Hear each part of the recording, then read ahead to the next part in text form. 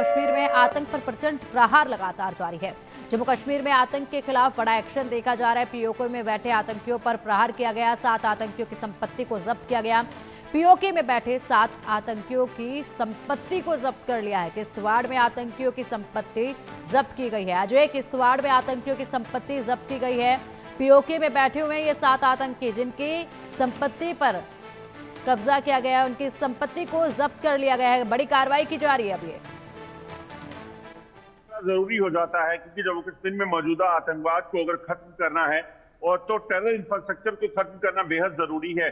साथ वो आतंकी जो पाकिस्तान में बैठकर वहां पर पाकिस्तानी खुफिया एजेंसी ISI और आतंकी संगठनों के साथ जुड़कर जम्मू कश्मीर में आतंकी नेटवर्क को फिर से फैलाने में लगे हैं, आतंकी गतिविधियों को अंजाम दे रहे हैं, तो ऐसे लोगों के खिलाफ कार्रवाई होना बेहद जरूरी था।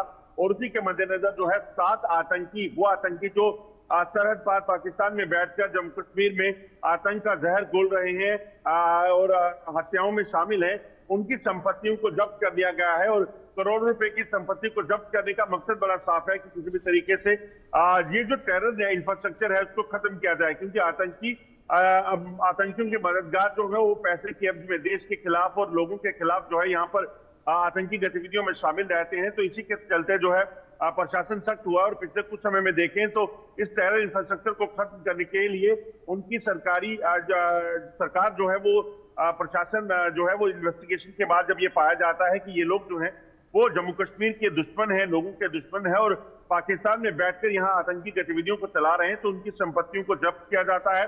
ऐसे में 7 संपत्तियों को जब्त किया गया है और इस चीज को सुनिश्चित किया गया है कि ये लोग जो पाकिस्तान में बैठे हैं उनको बाकी जो लोग हैं जो अभी भी टेरर नेटवर्क से यहाँ आतंकियों के मददगार बनने की कोशिश कर रहे हैं या हैं, तो उनको एक चीज समझ आ जाए कि सरकार किसी भी तरीके से कोताही नहीं बरतने वाली और कोई भी शख्स ऐसे मामलों में शामिल पाया जाएगा, देश विरोधी गतिविधियों में शामिल होगा, तो उसके खिलाफ कड़ी कार्रवाइयां होंगी।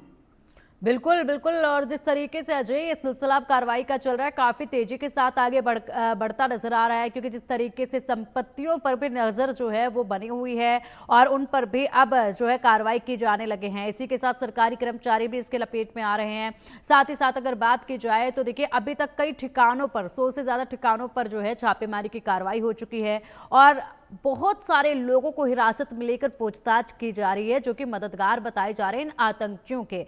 क्या कुछ और बड़े खुलासे इसमें हो रहे हैं जब पूछताछ की जाती है, जिनको हिरासत में लिया जाता है? क्या कुछ नए खुलासे सामने आ रहे हैं?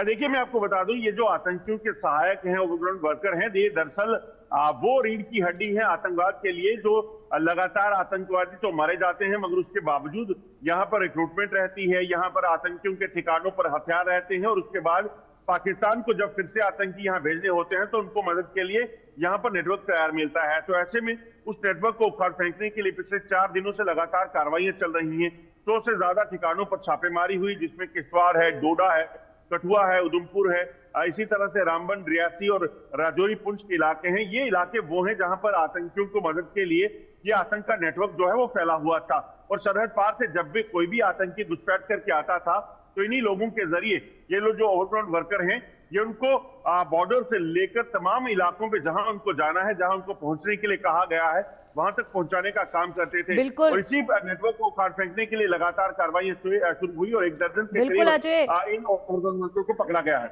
बिल्कुल अजय, और अभी देखिए ये कार्रवाई आगे बढ़ती जा रही है। कई संपत्तियां और भी इसके चपेट में आ सकती हैं जिन पर एक्शन लिया जा सकता है, और इसी के साथ साथ अभी कई और भी लोग हिरासत में आने बाकी हैं और इस पूरे नेटवर्क को साफ कर दिया जाएगा और उसके बाद इन आतंकियों के जो मंसूबे हैं वो भी यहां पर समाप्त हो जाएंगे। फिलहाल शुक्रिया अजय आपका इन तमाम जानकारियों